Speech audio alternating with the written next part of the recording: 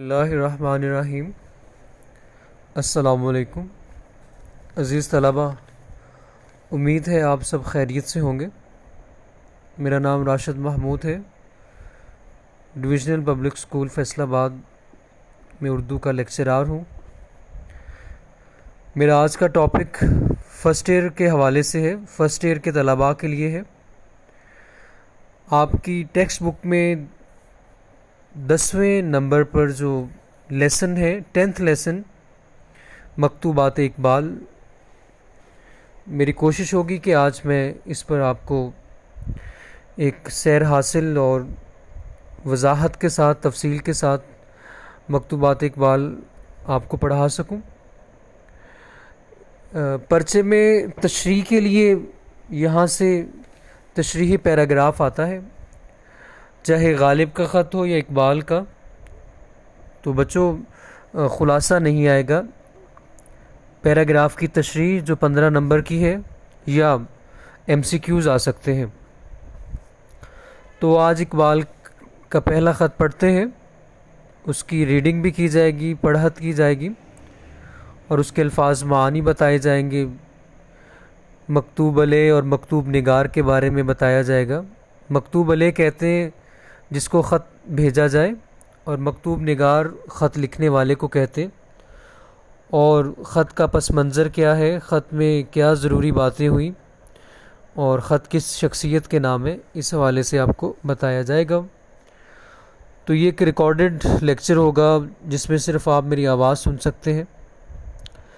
تو پیارے بچوں، مکتوبات مکتوب کی جمع ہے، جو عربی زبان کا لفظ ہے جس کا معنی نسخہ، نوشتہ یا خط ہے۔ نصاب میں اقبال کے 2 خطوط شامل ہیں۔ پہلا خط مولانا غلام قادر گرامی کے نام ہے، جس کی پڑھت کرتے ہیں ہم۔ لاہور، 2 اپریل 1922۔ جناب مولانا گرامی، میں ابھی تک علیل ہوں، گو پہلے کی نسبت بہت افاقہ ہے۔ دعا کیجئے کہ اللہ تعالیٰ کامل صحت عطا فرمائے۔ حکیم اجمل خان صاحب نے دہلی سے دوا بھیجی تھی، مگر اس سے بھی بہت کم فائدہ ہوا۔ کل گرداسپور سے ایک حکیم صاحب خود تشریف لے آئے تھے۔ انہیں کسی سے میری علالت کا حال معلوم ہوا تھا، دوا دے گئے ہیں جس سے فائدہ معلوم ہوتا ہے۔ مجھے یقین ہے کہ اس دوا سے فائدہ ہو جائے گا، کیونکہ جن اجزاء سے یہ مرکب ہے ان میں سے اخلاص بھی ہے، جو ان حکیم صاحب کو خود بخود میرے مکان تک لے آیا۔ بہرحال خدا تعالیٰ کے فضل کا منتظر ہوں۔ میاں ریاض صاحب نے آپ کو لاہور کی دعوت دی اور انجمن حمایت اسلام لاہور نے دعوت دی۔ افسوس ہے آپ نے کسی کی دعوت قبول نہ کی۔ میری تو یہ رائے ہے کہ ضرور ان دونوں کی دعوتوں کو قبول فرمائیے۔ میں تو اپنے آپ کو اس درد کی وجہ سے رفتنی سمجھتا تھا، مگر محض اس خیال سے تسکین تھی کہ پاؤں کا درد ہے، حرکت محال ہے، رفتنی نہیں آمدنی ہوں۔ باقی خدا کے فضل و کرم سے خیریت ہے۔ امید کہ آپ کا مزاج بخیر ہوگا۔ ممکن ہو تو لاہور ضرور آئیے اور لوگوں کو اپنا تازہ کلام بھی سنائیے۔ کل بمبئی سے ایک عرب کا خط آیا ہے جو اسرار خودی کو عربی میں ترجمہ کرانا چاہتا ہے اور اس کی اجازت مانگتا ہے۔ میں نے اسے اجازت دے دی ہے۔ مخلص محمد اقبال۔ تو پیارے بچوں، میں نے اس خط کو پڑھا۔ خط آپ کو پتہ ہے ایک نجی اور ذاتی اور پرائیویٹ چیز ہے جو کوئی بھی انسان اپنے دوستوں کو لکھتا ہے، لیکن اقبال ایک علمی شخصیت ہے، اس لیے ان کا جتنا بھی کلام ہے وہ نثر کی صورت میں ہو یا شاعری کی صورت میں وہ محفوظ کر لیا گیا، کیونکہ وہ اردو ادب کا سرمایہ ہے۔ تو اقبال کے خطوط کی تعداد تقریباً 1500 سے زائد ہے۔ ان خطوط میں 125 کے قریب انگریزی خطوط اور 17 کے قریب جرمن زبان میں ہے، اور فارسی کے 2 خطوط آقائے سعید نفیسی کے نام ہیں۔ مکتوبات اقبال میں سب سے پہلے ہم تھوڑا سا اقبال کی شخصیت اور فن کے حوالے سے بات کرتے ہیں۔ علامہ اقبال ہماری تاریخ کی وہ عظیم علمی اور فکری شخصیت ہے جن کے فکر و فلسفے نے ہر لحاظ سے ہماری رہنمائی کی ہے۔ علامہ کی شاعری اور نثر پر مبنی فلسفیانہ افکار کا مطالعہ کیا گیا ہے، تاہم علامہ کے لکھے گئے خطوط ہماری تحقیق میں وہ توجہ حاصل نہیں کر سکے جو انہیں دی جانی چاہیے تھی۔ علامہ کے خطوط جو انہوں نے اپنے زمانے کے مشاہیر کو لکھے، مشاہیر کہتے مشہور زمانہ لوگوں کو، جن میں قائد اعظم سر مسعود راس، سید سلیمان ندوی، مولانا گرامی اور اکبر الہ آبادی جیسی عظیم شخصیات شامل ہیں۔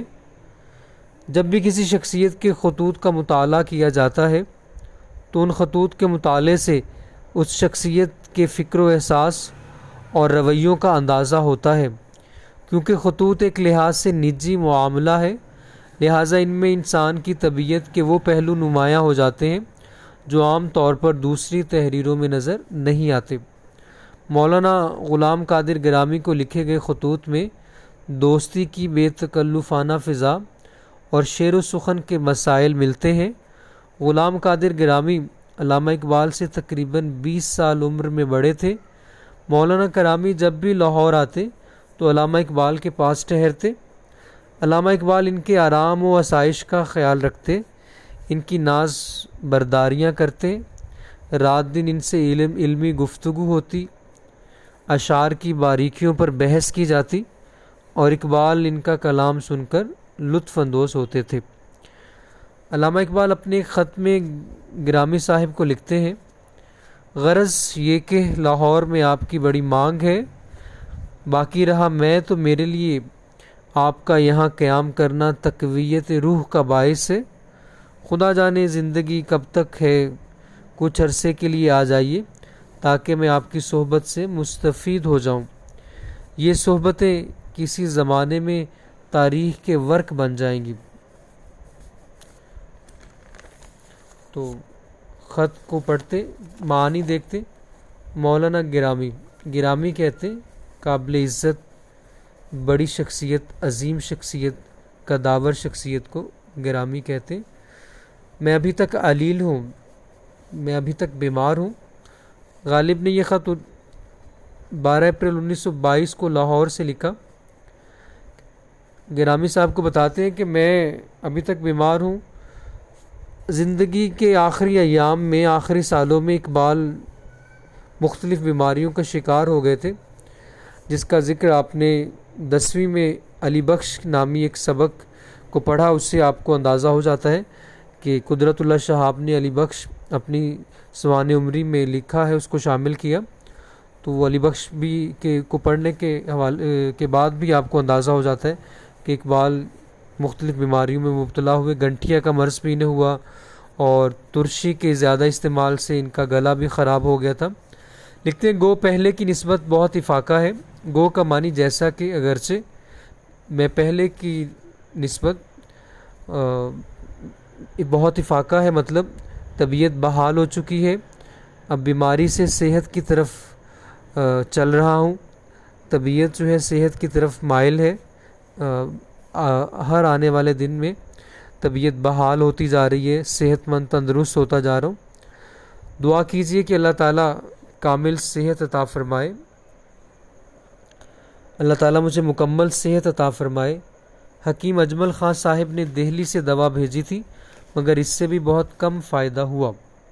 حکیم اجمل خان کے بارے میں تھوڑا سا بتا دوں، یہ دہلی کے معروف حکیم جن کا دواخانہ دہلی میں تھا، یہ نامور طبیب، سیاستدان، کل ہند طبی کانفرنس کے بانی، ہندو مسلم اتحاد کے حامی، اقبال کے دوست، 1906 میں مسلم لیگ کے قیام کی تائید کی، شملہ وفد میں شامل ہو کر لارڈ منٹو سے جداگانہ انتخابات کا مطالبہ کیا مطالبہ، سیاسی مضامین اور طب پر بھی انہوں نے کتابیں لکھی۔ اقبال بتا رہے کہ حکیم اجمل خان صاحب نے بھی دلی سے دوا بھیجی، مگر اس سے بہت کم فائدہ معلوم ہوتا ہے، کیونکہ مرض ایک طرح کا امتحان ہے۔ اللہ تعالیٰ اپنے بندوں پر کو مرض میں مبتلا کرتا ہے، جس کی وجہ سے ان کے گناہ مٹتے ہیں، ان کی برائیاں جو ہے ختم ہو جاتی ہیں، وہ ہلکے پھلکے ہو جاتے، تو بیماری کا آنا بھی باعث رحمت ہوتا ہے، انسان کے گناہوں کا کفارہ ہے۔ آگے لکھتے ہیں، کل گرداسپور سے ایک حکیم صاحب خود بخود تشریف لے آئے تھے۔ انہیں کسی سے میری علالت کا حال معلوم ہوا تھا۔ علالت بھی بیماری کو کہتے۔ گرداسپور پیارے بچوں بھارتی پنجاب کا ایک ضلع جو تقسیم پاک و ہند میں انگریزوں نے دھوکے سے مسلم آبادی کی اکثریت کے باوجود بھارت میں شامل کر لیا تھا۔ یہاں کے وہ حکیم صاحب ہیں جو کسی غیر جو ہے نا کہہ لیں کہ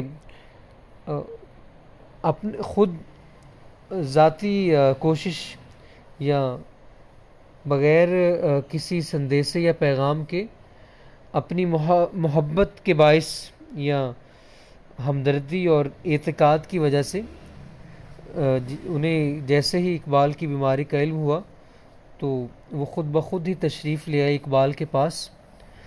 تو اقبال بتاتے ہیں کہ مجھے یہ یقین ہے کہ اس دوا سے فائدہ ہو جائے گا، کیونکہ جن اجزاء سے یہ مرکب ہے ان میں سے ایک اخلاص بھی ہے۔ میرے بچوں درست الفاظ پڑھنا ضروری ہے۔ لفظ اخلاص ہے، اخلاص کہتے ہیں خلوص پر، نیک نیتی پر مبنی کسی چیز کا، کسی کام کا، کسی عمل کا ہونا، اور اجزاء کہتے ہیں جسے آپ انگریڈینٹس بھی کہتے ہیں، ضروری چیزیں جو کسی بھی چیز کو بنانے کے لیے جو چیزیں شامل کی جاتی ہیں، وہ چیزیں جب بن جاتی ہیں اسے مرکب کہتے ہیں۔ ترکیب پانا، ملایا ہوا یا ملا ہوا دو یا دو سے زائد عناصر کے کیمیائی عمل کے نتیجے میں بننے والی چیز، جس میں عناصر کی اپنی خصوصیات ختم ہو جاتی ہیں، یعنی وہ ایک مرکب بن جاتا ہے۔ ان میں سے کہتے ہیں یہ دوا جن اجزاء سے مل کر بنی ہے، تیار ہوئی ہے، ان میں خلوص بھی ہے، اور جب کسی چیز میں خلوص شامل ہو جاتا ہے تو اس کا فائدہ ضرور ہوتا ہے۔ تو اللہ تعالیٰ نے ایک فرشتے کے طور پہ انہیں بھیجا۔ اقبال کئی دنوں سے مرض میں مبتلا تھے، بلکہ ایک عرصے سے، تو ان کی حکیم صاحب کی محبت اور اخلاص کی وجہ سے وہ دوا کھانے کے بعد وہ روبہ صحت ہے، ان کی طبیعت اب پہلے سے بہت بہتر ہے۔ کہتے جو ان حکیم صاحب کو خود بخود میرے مکان تک لے آیا وہ اخلاص تھا۔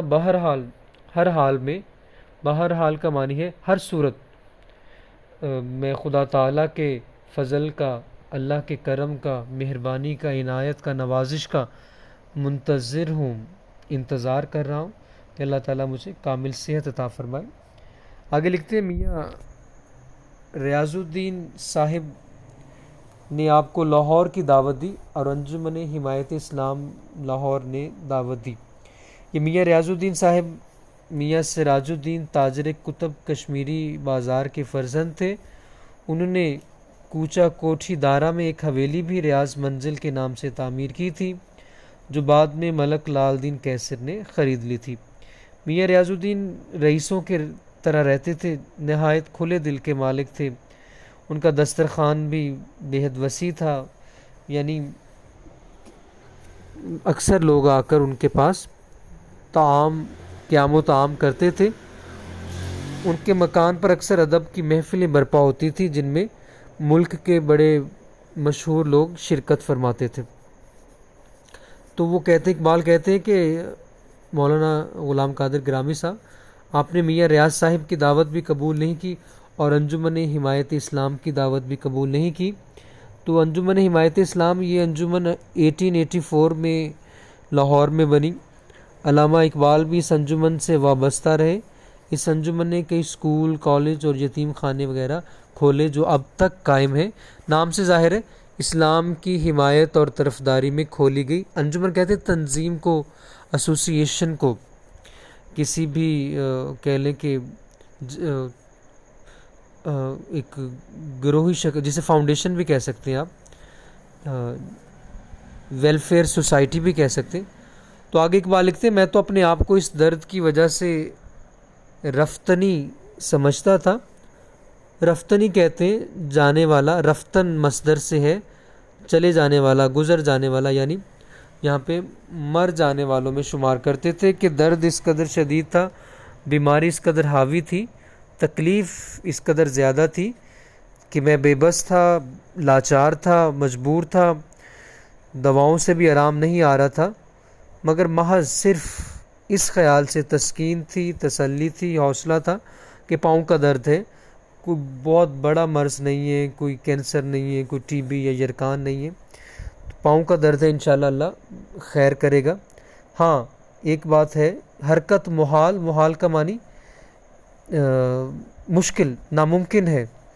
ہلنا جلنا میرے لیے بہت مشکل ہے، بلکہ ناممکن ہے، میں حرکت نہیں کر سکتا. رفتنی نہیں آمدنی ہوں. کہتے ہیں ہاں یہ بات ٹھیک ہے کہ پاؤں کا درد ہے، چل پھر نہیں سکتا، لیکن اب مجھے یہ احساس ہے کہ رفتنی نہیں، جانے والا نہیں، بلکہ آمدنی ہوں، آنے والا ہوں. کیونکہ جب کسی مریض کو مرض سے شفا مل جاتی ہے، وہ تندرست ہو جاتا ہے، تو اسے ایک نئی زندگی مل جاتی ہے، تو اسے لگتا ہے کہ میں، وہ اللہ کا شکر ادا کرتا ہے کہ آمدنی کا معنی آمدن سے آنے والا. تو باقی خدا کے فضل و کرم سے خیریت ہے، اللہ کا احسان شامل حال ہے. اللہ بڑا مہربان غفور و رحیم ہے، اپنے بندوں پہ فضل کرتا ہے، بے بہا عنایات کرتا ہے، اسے انہیں محروم نہیں رکھتا. امید کہ آپ کا مزاج بخیر ہوگا، آپ بھی خیر و عافیت سے ہوں گے.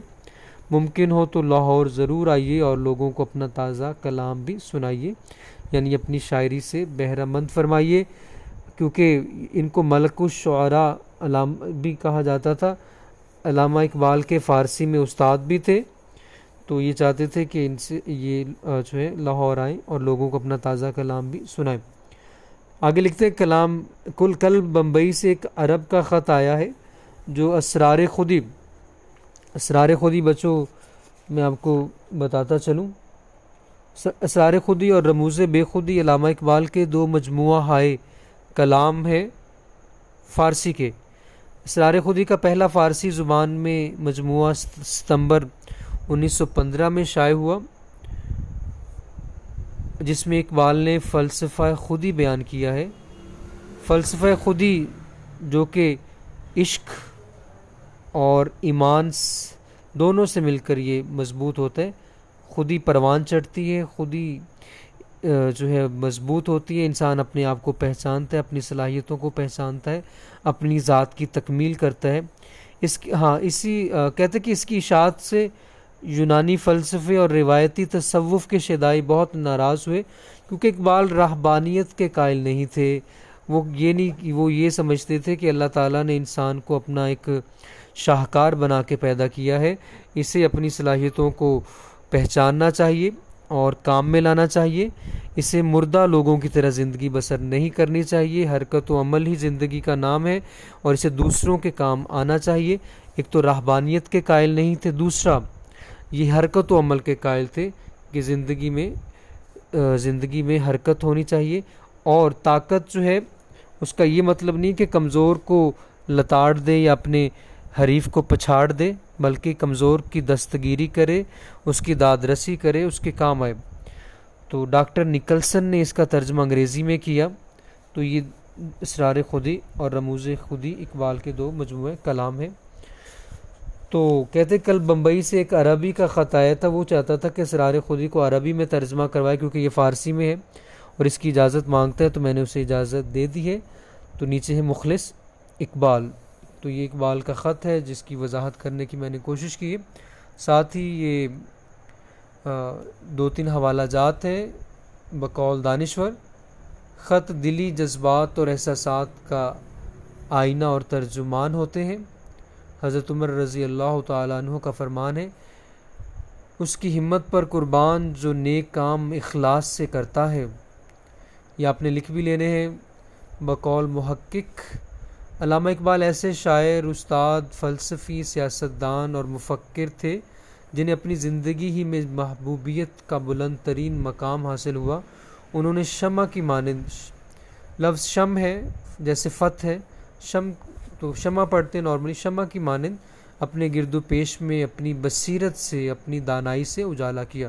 تو یہ 2-3 حوالہ جات بھی آپ اس میں شعر کی تشریح میں لکھ سکتے ہیں۔ تو آڈیو لیکچر تھا، کوشش کی کہ آپ کو کچھ میں نے اقبال کے حوالے سے بھی بتایا کہ اقبال ایک علمی شخصیت تھے، انہیں اپنی معلومات پر، اپنی ذات پر اعتبار تھا، اپنی باتوں پر اعتبار تھا۔ اور اسی کے ساتھ ہی میں اجازت چاہتا ہوں، انشاءاللہ اگلے خط کے ساتھ حاضر ہوں گے۔ اللہ حافظ۔